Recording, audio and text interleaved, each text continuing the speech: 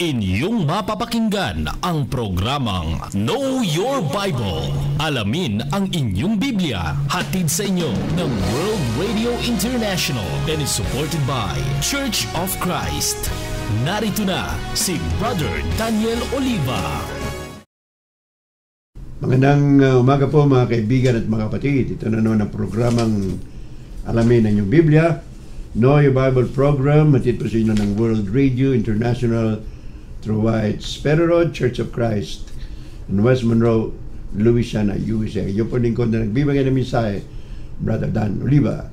Ito pong broadcast na ito ay marinig ninyo every Sunday dito po sa GMA Radio, DWRA, Barangay 92.7 FM from 5 to 6 o'clock in the morning. Subalit, in-advance po natin ito sa YouTube. Kaya usually Friday, Thursday or Friday ay naka-upload na po ito. This release is intended for May 12, 2024 sa ating radio, but dito po sa YouTube ay na-advance natin. Ang ating pong paksa na pag-uusapan ay pinamagitan ko sa English, Discipleship, Key to Church Growth. Ang pagkakaroon ng maraming disipulo o alagad ng Panginoong Hesukristo ay siya po ang susi ng paglago ng isang lokal na iglesia. Bago natin talakayin yan, ibig nating batiin ang lahat nating mga radio listeners dito sa Baguio, buong Baguio, Benguet, Cordillera Region, Abra, Pangasinan, La Union, and all the places na inaabot po ng signal ng GMA Radio every Sunday between 5 to 6 o'clock in the morning. Gusto rin nating pasalamatan ang ating co-partners sa ating ministry, ang Christian World Ministry, an online Christian magazine headed by Art Madlaeng, Terry Dennis, James Kitoriano, John Jeffrey, and of course Deborah Quiñones Marcos, at lahat nating subscribers sa YouTube, especially yung mga bago nating subscribers. We would like to thank you for subscribing, for viewing, and also for sharing the Word of God. And may the Lord bless you as you continue promoting the Word of God through the YouTube and of course dito sa ating radio broadcast. Dumako na po tayo sa ating discussion sa subject Discipleship, Key to Church Growth. Ang ating pong teksto ay based in the book of Matthew chapter 28 verse 19 and 20. At ito po ay babasahin natin bago tayo dumako sa ating discussion. Well, sa English, ito po ay very popular. Karamihan ng mga preachers ay ginagamit ito. Matthew 28 verse 19 and 20 sa English muna po.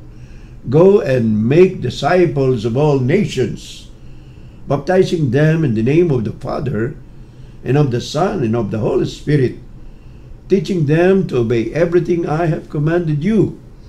And I am with you always to the very end of time. Yun po ang Matthew chapter 28 verse 19 and 20. Sa Filipino version, ganito po ang sinasabi ng Biblia. Chapter 28 of Matthew verses 19 and 20. Sabi ng Panginoong Hesukristo, kaya tumayo kayo, gawin ninyong alagad ko ang mga tao sa lahat ng mga bansa. Bautismuhan niyo sila sa pangalan ng Ama, ng Anak, at ng Espiritu Santo. Turuan niyo silang sumunod sa lahat ng inuutos ka sa inyo. Tandaan ninyo, ako'y laging kasama ninyo hanggang sa katapusan ng mundo o ng panahon. So, yan po ang ating pagbabasa. Dumako na po tayo sa ating introduction. Many are wondering how their local congregation can grow numerically and spiritually. But the key to church growth is found in the Great Commission already spoken by Jesus Christ to the 11 apostles. So what is the secret to church growth? Is this applicable and effective even today? So let us know the truth from the book of John chapter 8 verse 32. So marami po ang nagtataka at nagtatanong kung paano ang kanilang lokal na kongregasyon ay lumago sa numero at pati na rin sa tinatawag nating spiritualidad or spirituality. Grow in number and grow in spirit.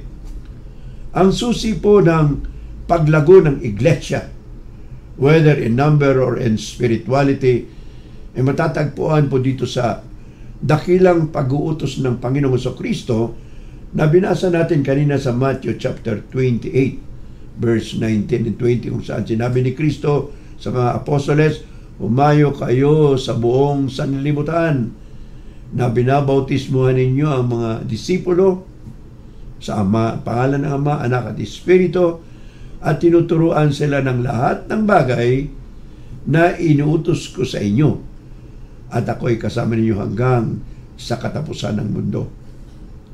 So ating pong pag-aaralan, 4 na parte ng leksyon na ito. Number 1, what is the meaning of biblical discipleship?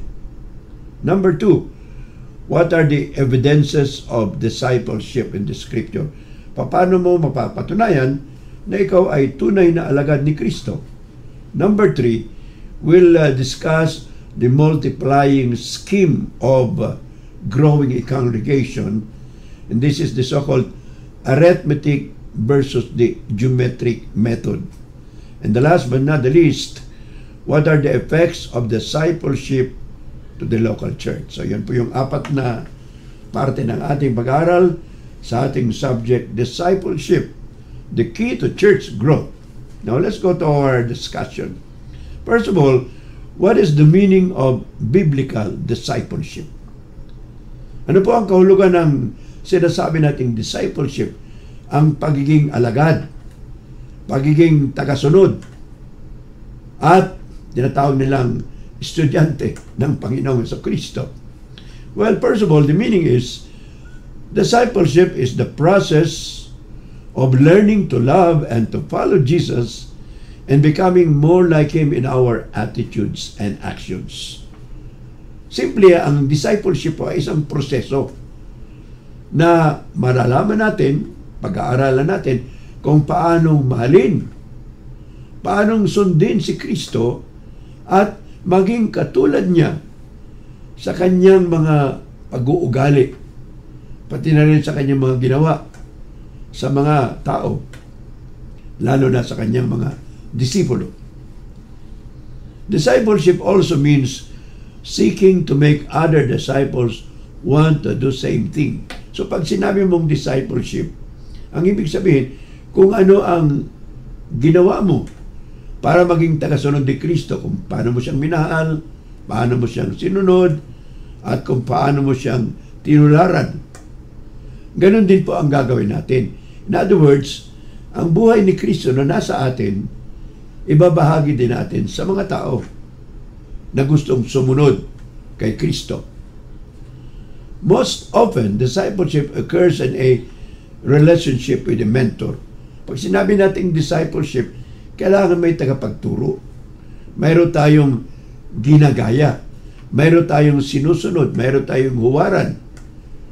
Well, Jesus Christ, remember, mentored only 12 disciples within 3.5 years. So si Kristo, wala po siyang maraming binigyan ng training o pagsasanay, maliban sa 12 apostoles. So yun po yung talagang tinutukan niya. Those were the 12 people whom He really discipled day in and day out within 3 years' time. Therefore, brothers and sisters, a disciple is a dedicated follower and imitator of Jesus. So kapag sinabi nating disciple, tagasunod, alipin, yun po yung dedicated. Talagang number 1 tayo para kay Kristo, sundin siya at gayahin natin ang ating Panginoon Kristo sa kanyang pamumuhay. Well, the Greek word for disciple means the word matetes, which describes a person who learns from another by instruction. So yung disciple, isa pong tao na natuto sa pamamagitan ng pagtuturo ng isang tao. Talagang estudyante, learner, a pupil, a follower. Discipleship includes the idea of one who intentionally learn by inquiry and observation. Paano ba natututo ang isang disipulo? Well, sa pagtatanong. And at the same time, observation. Yung hindi mo maintindihan, siyempre tatanungin mo. At yung naunawaan mo na, gusto mo lang makita na i-demonstrate, ipakita. Learning is also not only by instruction, but also by imitation. Kung nakita mo, kung paano ginagawa, mas madali po yun na gayahin. Sabi nga nila, actions speak louder than words. Matetes, brothers and sisters, is more than a mere pupil, but describes an adherent of a teacher. So pag sinabi natin matetes sa Griego o disciple, it is more than a pupil or a student, but rather it describes an adherent of the teacher. Kung ano ang sinasabi ng teacher, kung ano ang kanyang tinatawag na concern sa buhay, yun din ang susundin ng tinatawag nating disciple o sa Griego, matetes. And some people describe matetes as an imitator of Christ. Kaya nga tinawag na Christian, the word Christian means Christ-like, katulad ni Kristo. So yun po yung tinatawag nating idea ng discipleship from the word matetes. That's why we read in the book of Acts chapter 11 verse 26. Sabi doon sa Acts 11:26, the disciples were called first Christians in Antioch. So yung mga alagad ni Kristo, mga tagasunod ni Kristo, nabigyan po sila ng pangalan. And that is why the name Christian has become popular, because mababasa natin sa Biblia. Mga Gawa 11:26, sinabi doon, ang mga alagad ni Kristo ay unang tinawag na mga Kristiyano sa Antioquia, sa Syria. So nakita na natin, hindi po pareho ang disciple at ang Kristiyano. Kristiyano is just a term.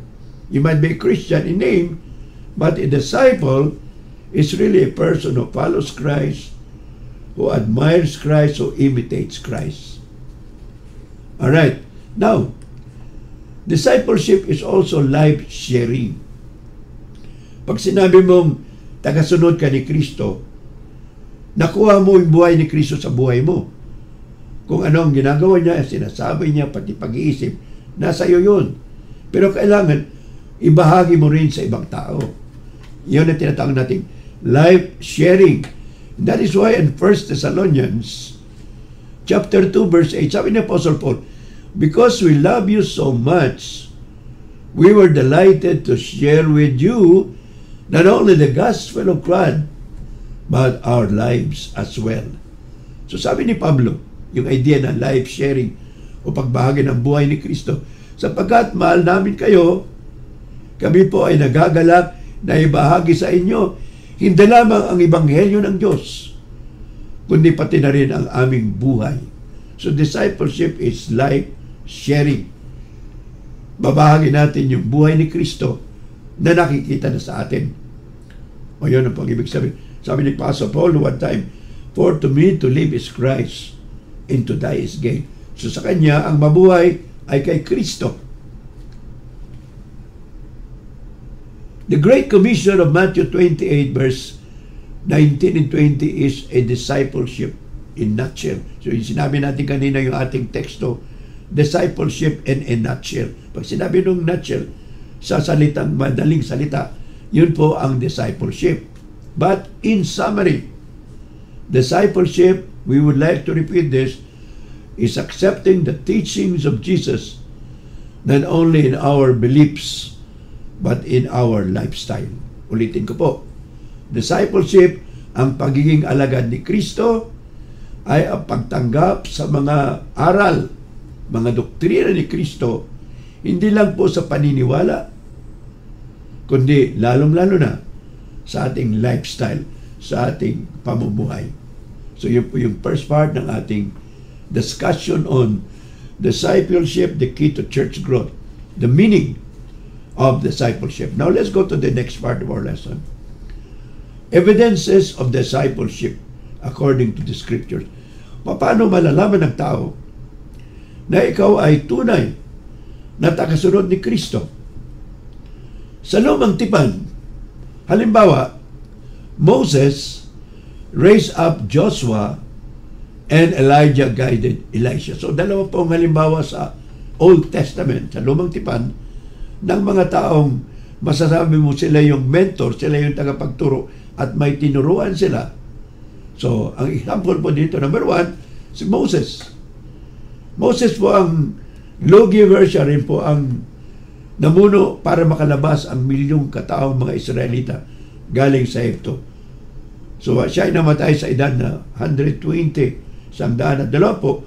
Pero bago siya namatay, sinanay niya, tinuruan niya ang kanyang successor na siyang namuno para makapasok ang mga Israelita sa land of promise. O yung tinatawag nilang land of promise, Palestine. Later on tawag ng Palestine. So sino ang sinanay niya? Si Joshua. Ganon din po si Elijah, Elias. Elijah was a prophet. He was a brave prophet. Nilabanan niya si Jezebel, si Ahab, and all the prophets of Baal. Pero bago siya kinuha ng Panginoon Diyos, si Elijah po hindi namatay. Kinuha siya riding on a chariot of fire. Got Elijah and took him, sabi nila, sa paradise. O sabi ng iba, heaven. But sa ibang mundo, whether it's heaven or paradise, but personally I would believe it's paradise. So Elijah, before he was taken by a chariot to the other world, sabi na nating spiritual world, sinanay niya po ang kanyang successor. Ang kanyang successor ay si Elisha. So nakikita natin yung example of discipleship even in the Old Testament. Now in the New Testament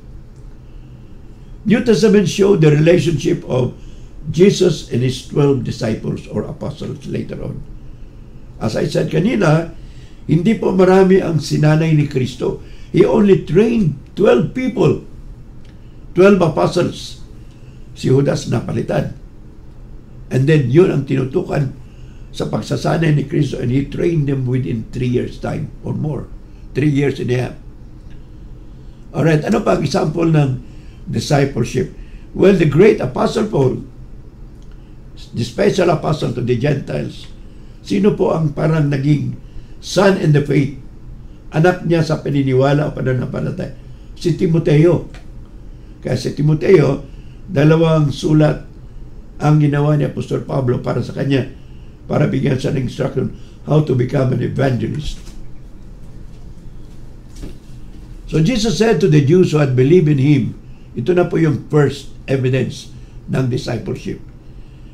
Recorded in John 8:31. Sabi ni Kristo sa mga Hudiyo, if you abide in my word, you are truly my disciples. Binasa natin kanina, mga kaibigan ng mga batid, ang John chapter 8 verse 31, which says, Jesus said to the Jews who had believed in Him, if you abide in my word, you are truly my disciples. So yun po yung unang ebidensya na tayo ay mga alagad, disipulo ni Kristo. Kung tayo ay nananatili sa salita ng Panginoong Kristo, tayo ay matatawag na mga disipulo, mga alagad, mga tagasunod ni Kristo. Ano pa? Sabi ni Kristo sa John chapter 13, verse 35, people will know that you are my disciples if you have love for one another.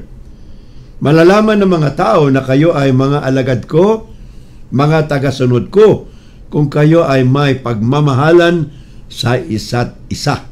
John 13:35. So, ang ibig sabihin, pag disipulo tayo ni Kristo, ang number 1 na katangian na dapat makita sa atin ay ang pagmamahalan sa isa't isa. The supreme evidence of discipleship, the authentic badge, is genuine love for one another. So yung pinakamataas po na ebidensya ng pagiging tagasunod ni Kristo, yung masasabi nating tsapa or badge, katulad ng pulis, mayroon silang tsapa. Ano ang tsapa ng disipulo ni Kristo? Ang pagmamahalan nila sa isa't isa. Jesus Christ said, love one another even as I have loved you. So yun po ang sabi ni Kristo. Paano magmahal bilang mga alagad ni Kristo? Sabi ni Kristo, you have to love yourselves as I have loved you. Love one another as I have loved you. So yun po yung formula na binigay ng Panginoong Kristo. Ano pa sabi ni Kristo sa John chapter 15 verse 8? My Father is glorified that you bear much fruit and so prove to be my disciples. So sabi ni Kristo, ang aking Ama sa kalangitan ay niluluwalhati o naluwalhati, nabibigyan ng kasiyahan kung kayo ay lumalago, tumutubo, nagkakaroon ng bunga, at yun ay ebidensya na kayo ay aking mga disipulo, mga alagad, mga tagasunod. So ano po ang pamamaraan ng testing ng Panginoong Jesucristo na tayo ay kanya mahal? Kung tayo po ay nagkakaroon ng bunga. At ano po yung bunga na ito? Well, dalawang klase po ang bunga na tinutukoy dito. If there is no real fruit in our lives, we cannot claim to be true disciples. Kung walang bunga, ang ating pagiging mga alagad ni Kristo, hindi po tayo tunay na mga disipulo.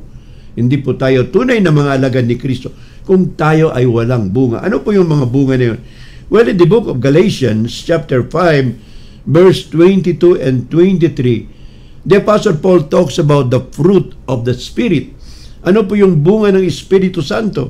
Well, sabi niya, the fruit of the Spirit is love, joy, peace, long-suffering, kindness, goodness, and self-control. So, kailangan, kung tayo yung mga disipulo ni Kristo, makikita yung mga katangian na yun sa ating buhay bilang bunga ng Espiritu Santo.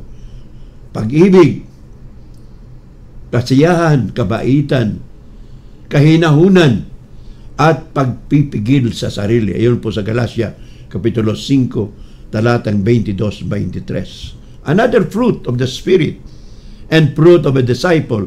Sabi ni Kristo, you bear much fruit. Yung fruit na yun, hindi lang po katangian. Hindi lang pag-uugali, kundi sabi nila, fruit is seen when souls are won for Christ. Hindi ba doon balik tayo sa Matthew chapter 20, verse 19 and 20? Humayo kayo sa buong sanglibutan. Gawin yung mga alagad ang lahat ng bansa. Yung alagad na yun po yung bunga. When we make people disciples of Christ, that is the fruit, the spiritual fruit that Jesus Christ is looking from His disciples. So, fruit is seen when souls are won for Christ. Pag may mga bunga at pag may nadadalang kaluluwa sa kay Kristo para sumunod din sa Kanya, yun po yung sinasabi nating bunga. Discipled by concerned disciples and led on to spiritual maturity. So, sino nagdadala sa kanila? Wala na si Kristo, wala na mga apostoles. So, sino ang magdadala ng mga alagad kay Kristo? Siyempre, tayong mga alagad niya ngayon. Today's disciples are the ones who are supposed to lead more disciples to Christ and not only disciple them, but make them matured followers of our Lord Jesus Christ. Gawin silang matured, spiritually speaking, na hindi katulad sa mga bata. Fruit-bearing is authentic mark of discipleship. Of course, it's not automatic, but it is conditional. Kapag ikaw ay nagbunga bilang isang alagad ni Kristo, hindi po siya automatic na nagkakaroon ng bunga, kundi conditional. Bakit? Kasi may mga taong hindi nagpapatuloy sa pagsisilbi, sa pag-aalagad, at sa pagiging tagasunod ni Kristo. Ano sabi ng Panginoong Kristo? Sa Matthew chapter 16, verse 24, sabi ng Panginoong Kristo, if you would like to follow me or you would like to become my disciples, there are 3 requirements. Number 1, sabi ni Kristo, you deny yourself, take up your cross, and follow me. Ang ibig sabihin ng self-denial means wag nating unahin ang ating sarili at sabi niya, pasanin ang ating cross. Hindi po literal na cross. Kung hindi, those sacrifices. And of course, the number 3 is to follow our Lord Jesus Christ. Next part po ng ating lesson, number 3, idea of multiplying scheme of growth. Yes, so-called arithmetic versus geometric growth. The New Testament started with 3,000 members. 3,000 po nagsimula ang iglesia ng ating Panginoon ayon sa Gawa, Kapitulo 2, 41. Pagkatapos naging 5,000, Acts chapter 4 verse 4. And then sabi doon sa Acts chapter 5 verse 12, multitudes already. So dumami. So that's what you call addition, arithmetic growth ng paglago ng iglesia ng ating Panginoon Jesucristo. But the Lord stopped adding and began multiplying disciples, resulting to so-called exponential growth or geometric growth. Ano po yung example ng paglago na yan? Well, for example, sa Acts chapter 6 verse 7, sinasabi doon, and the word of God increased, and the number of disciples multiplied in Jerusalem greatly. Yun pong sabi doon sa Acts chapter 6 verse 7. So wala na pong numero na binigay si Lucas, yung writer ng Book of Acts. Primero, mayroong 3,000, 5,000, multitudes. Pero dito sa Acts chapter 6 verse 7, wala na pong number. Sabi niya, multitude. Dumami ng dumami ang mga Kristiyano sa Jerusalem. And then, Acts chapter 1 verse 8, there was a prophecy na sinabi ni Kristo bago siya umakyat sa langit. Sabi niya, you stay in Jerusalem, you will receive power from on high, and then you will become my witnesses from Jerusalem, Judea, Samaria, and to all parts of the world. So, kailan po natupad yung sinabi ng Panginoong Jesucristo na yan sa kanyang mga disciples o disipulo? Well, in the book of Acts chapter 8 verse 1, nang sumobra ng dumami ang Kristiyano sa Jerusalem, doon po sa Acts chapter 8 verse 1 and verse 4, nagkaroon po ng great persecution, dakilang pag-uusig sa iglesia sa Jerusalem, at ang resulta, sila po ay nagsipangalat. They were scattered throughout Judea, Samaria, and other places according to the book of Acts chapter 8 verse 1 and 4. Subalit habang sila ay nagsipangalat sa buong sanlibutan, nagsimula po sa Judea, Samaria, and of course buong other parts of the world, pinangaral po nila yung Ebanghelyo, hindi sila nagtago. So yun ang idea ng discipleship. While they were escaping, they were running away from persecution, they were also preaching the Word of God. So yun yung tinatawag nating multiplication growth. Dumami ng dumami, hindi na po mabilang ni Lucas. Primero, 3,000, naging 5,000, and then multitudes, and eventually, wala na pong numero na ibinigay si Lucas, ang writer po ng Book of Acts. So, therefore, brothers and sisters, what do we see here? God was no longer multiplying disciples. Hindi lang po pinararami niya ang disipulo sa pamamagitan ng tinatawag exponential or geometric growth, but He was multiplying churches. So sa poog na pinupunta ng mga disipulo, hindi na Kristiyano, disipulo lang ang ginagawa nila, kundi they were already planting churches all over the Roman world.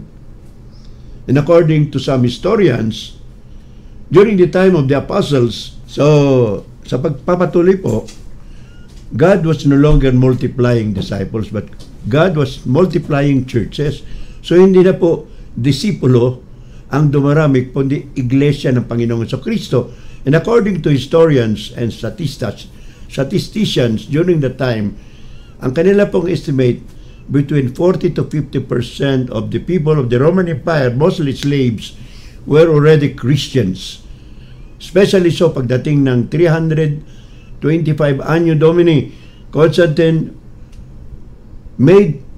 issued an edict of toleration, or tinatawag niyang decree of toleration, na wag nang usigin ng mga Kristiyano, and as a result, Christianity became the state religion of Rome.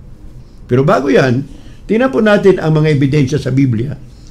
God was no longer multiplying disciples, but churches reaching all ethnic groups in every country around the world. At makikita natin sa book of Romans, chapter 1, verse 8, sabi ni Apostle Paul, writing to the Romans, your faith was already known worldwide. Ang inyong pananampalataya ay balitang-balita na sa buong mundo. Parang ibig sabihin, lahat ng tao nakarinig na ng Ebanghelyo ni Kristo. Doon sa Colossians chapter 1:23, Writing to the Christian at Colossae, the Apostle Paul said, your faith was preached to all people of the earth, to every nation, to every creature on earth. Kalain mo yan, bawat nilalang na ipangalan o na ipangaral ng Ebanghelyo ni Kristo.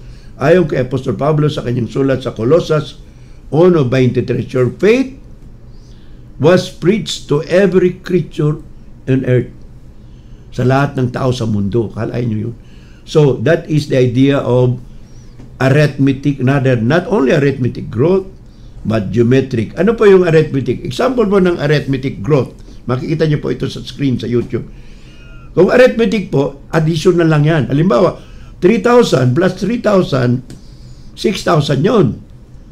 Kung halimbawa 3,000 ang miyembro, yung 3,000 magkakaroon ng another 3,000, 6,000 yun. Yung 6,000 na yun, magkakaroon ulit ng another 6,000, that become 12,000. So 3 years time, may 12,000 na. But arithmetic growth is like this, or rather geometric growth.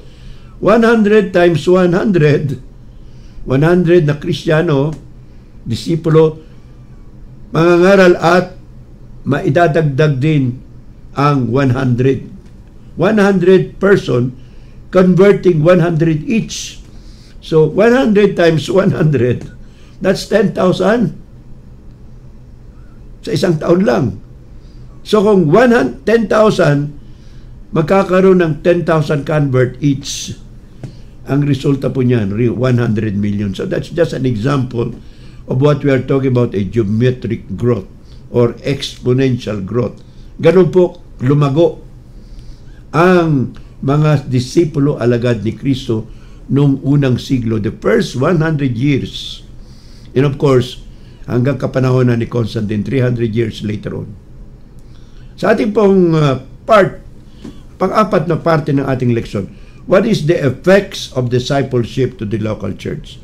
Ano po ang epekto ng pangangaral ng Ebanghelyo at lalo nating ginagawang tunay na disipulo ang mga alagad ni Kristo? Ginagawa nating matured in the faith, binibigyan natin ng tinatawag na lahat ng aral, sinasanay natin para maging tunay na katagasunod ni Kristo. Ano po ang epekto? Number one, when a church forsakes discipleship, its people will not grow and thus will not reach out. So, formula yan.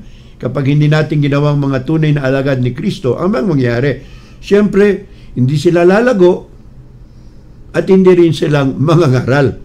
At ano ang resulta? Siyempre, mawawala ang mga miyembro. Pero hindi po ganyan ang nangyari sa unang siglo. Effective discipleship will enable the person to make other disciples and thus fulfill the Great Commission. So pag naturuan na nasanay natin ang isang disipulo ni Kristo, nabigyan sila ng mga tinatawag nating tools to reach out to people, ano ang resulta? Of course, there will be more disciples, and if there will be more disciples, they will be fulfilling the Great Commission of Matthew chapter 28, verse 19 and 20. And the result, brothers and sisters, will be a life not conformed to this world, but transformed to the image and the likeness of Christ. Sabi ni Apostle Paul sa Romans chapter 12, verse 2, do not be conformed to this world, but be transformed. Huwag kayong umayon sa mundong ito, kundi kayo ay magbago. Umayon sa pag-iisip ng Panginoon. At pag nangyari yun, siyempre ang mga Kristiyano ay maging katulad ni Kristo. At mangangalap tayo ng mga tao na gagawin natin katulad ng ating Panginoon sa Kristo. That's discipleship. Discipleship will have peace instead of chaos, hope instead of despair, and joy instead of mourning. Kapayapaan sa halip na kaguluhan, pag-asa sa halip na kawalang pag-asa o kalungkutan, kasiyahan sa halip na kalungkutan. Making disciples multiplies the church influence. Di ba sabi ni Kristo sa Matthew chapter 5 verse 16, ye are the light of the world.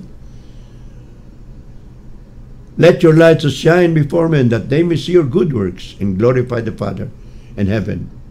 Yun po sa Matthew 5:16. Ano pa? Sabi pa rin doon sa Ephesus chapter 4 verse 14 and 15. Obtain spiritual maturity at a person will not be carried about by every doctrine. So, sabi ni Kristo, o napasulong, pag ikaw ay spiritually matured, discipled according to the Lord Jesus Christ's teachings, hindi ka pa basta-basta madadala ng mga maling mga turo. Sabi ni Apostle Paul sa Ephesians 4:14 and 15, you will not be carried away by every wind of doctrine. So maraming false teaching ngayong kapanahonan. Kahit noong pa man, ay kung hindi ka tunay na disipulo at alagad ni Kristo, madali ka pong madala ng iba't ibang uri ng doktrina ng mga tao sa mundong ito. Ano pa? Discipleship will make people know and be like Jesus, God, and seek His will. Discipleship will make the local church grow numerically and spiritually. And finally, discipleship will make people become faithful unto death. Ano po ang dahilan at anong purpose ng pagiging alagad ni Kristo? Hindi lang po sa buhay na ito. Ano sabi ni Kristo sa Apocalypse 2:10? Be thou faithful unto death, and I will give you the crown of life. Ano po ang hinahangad natin? Hindi po yung buhay dito sa mundo. Sapagkat hindi tayo magtatagal dito. Pwede ka mabuhay hanggang 100 years, 200, nung panahon na yon. Pero panahon natin ngayon, 70, 80 ang tao. Pero ano ang hinahangad ng isang Kristiyano na loyal, faithful kay Kristo bilang disipulo at alagad ni Kristo? Apocalypse 2:10. Sabi ni Kristo, maging tapat kayo hanggang kamatayan at ibibigay ko sa inyo ang korona ng buhay. Yan po yung ating leksyon, mga kaibigan at mga kapatid. Sa pagtatapos po sa ating leksyon, gusto natin pasalamatan ang ating mga sponsors, partners sa pangangaral ng Ebanghelyo ng Panginoong Jesucristo. Of course, number one, we'd like to thank God and our Lord Jesus Christ for giving us spiritual salvation, coming down to earth, become a human being, to die for us, and to save us from our sins. So to become a real disciple of Jesus today, kung hindi ka pa disipulo ni Kristo, hindi ka pa tagasunod ni Kristo, now is the time. Ano sabi ni Kristo? Marcos 16:16. Ang sino mang sumasampalataya at nababautismuhan ay maliligtas. Ano pa? Sabi pa rin Apostol Pedro, Gawa 2:38, magsisi kayo at magpabautismo sa pangalan ng Ama, Anak at Espiritu sa kapatawaran ng inyong mga kasalanan at sa pagtanggap ng kaloob. Gift of the Holy Spirit, which is the indwelling of the Holy Spirit. And kailan kayo tatanggap kay Kristo? Kung kayo po ay nakarinig na unawaan ninyo, ngayon na ang araw ng kaligtasan. Today is the acceptable time. Now is the day of salvation. Sabi pa rin ni Apostle Paul yan sa 2 Corinto 6:2. And finally, sa lahat, nakala ninyo ay hindi kayo mahal ng Panginoong Jesucristo. Sabi niya sa Matthew 11:28-30, sabi niya, come unto me all ye that labor and are heavy laden, and I will give you rest. Take my yoke upon you and learn of me, for I am meek and lowly in heart, and ye shall find rest unto your souls. For my yoke is easy, and my burden is light.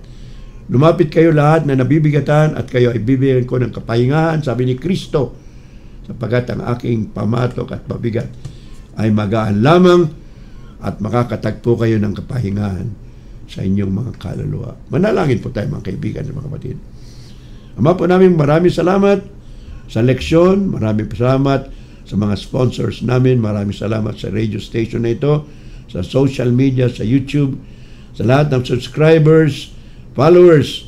Nawa, Panginoon, ang inyong bendisyon ay sumakanila, sumaamin, upang lalo naming maunawaan ang doktrina ng anak sa Jesucristo, na lalo namin siyang mahalin, lalo namin siyang sundin bilang Panginoon at tagapagligtas. Patawarin niyo po kami sa aming mga kasalanan at pinapatawad din namin ang mga nagkulang at nagkasala sa amin. Ito po lahat, inihiling at hiningi namin sa mahal na pangalan ng anak na si Jesucristo. Amen.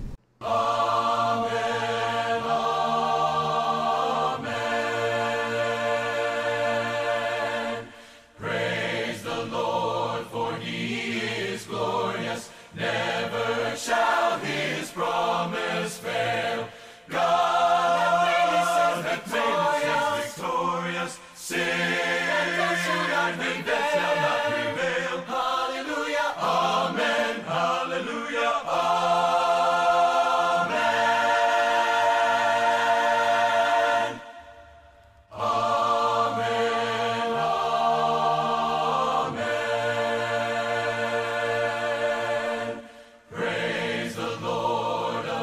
salvation. Hosts on high his power proclaim. Heaven and earth and all creation, laud and magnify his name. Hallelujah, amen. Hallelujah, amen.